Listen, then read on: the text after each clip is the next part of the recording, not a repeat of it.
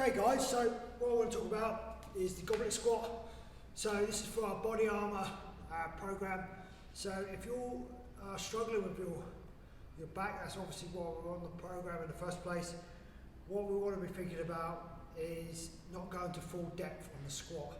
So what we use is goblet bench squats, and then box squats, or whatever you want to call them.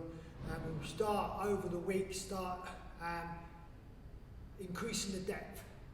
Okay, so we want to try to come down slowly over the weeks. Okay, and you can use a bench here to squat onto, or box, or ball, something where you over time, let's say, you can increase that depth. So start off with a chair, maybe a high chair, or even put a pillow on it so you've got it a little bit higher. Be inventive and start over the weeks, start making it down, and then we want to make it eventually so we can do a full squat, full goblet squat without any pain. Okay, so let's talk about the squat first. What I want you to think about, excuse the socks, okay. We want 3 points of contact: big toe, little toe, and heel on the floor.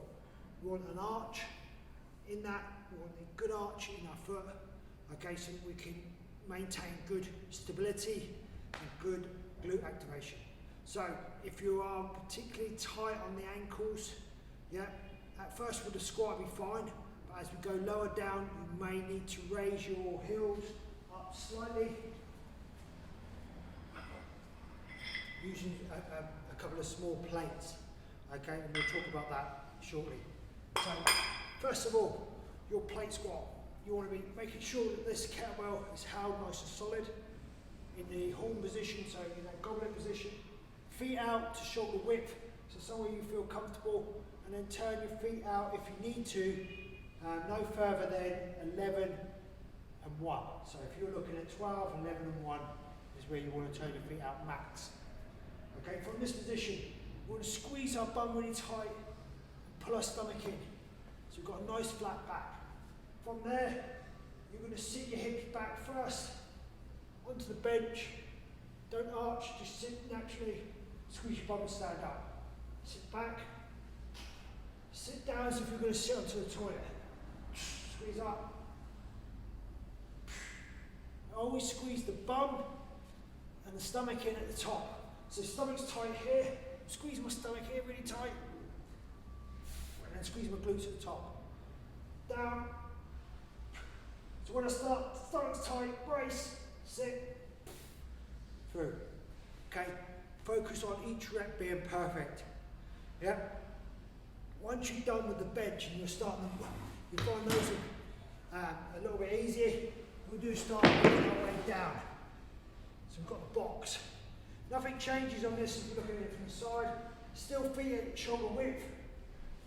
Squeeze my bum, pull my stomach in, sit my hips back, touch, drive up. Now we need to be a little bit more cautious of our feet. So what we don't want is our knees coming in. Knees want to stay out, squeeze butt, touch, squeeze through. So trying to stay upright as much as possible. So hips come back slightly, then we drop, squeeze through. And then your full squat. Once you get into that, again, grab the floor, 3 points of contact with your feet, big toe, little toe, heel, down, and squeeze your bum to stand up. Look at it from the side. Let's say, if you're coming down, you find yourself coming out on your heels, or you round it over to get that bottom position. Couple of plates. Just under your heels. Now keep you nice and upright. Basically, just give you a bit more dorsal flexion to allow you to compensate for maybe a lack in ankle flexion or dorsal flexion. Okay guys, so build the depth up gradually. Afterwards, shouldn't be feeling any pain in your back. Back should be nice and solid. Okay, make sure stomach's tight on the way down, glutes are squeezed at the top, and we've got tension in the bottom position no matter what stage we are